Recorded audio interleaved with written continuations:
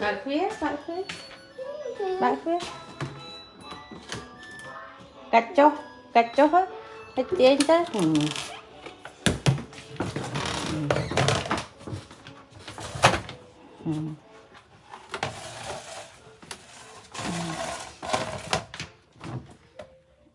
Đã mất rồi. Tiến.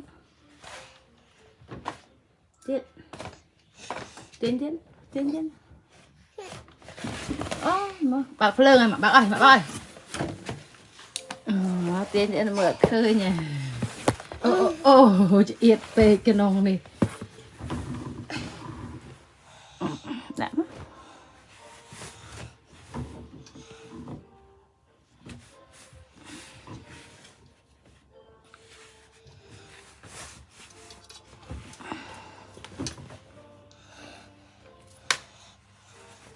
Thùng là chớ vay vậy để tôi trả ta.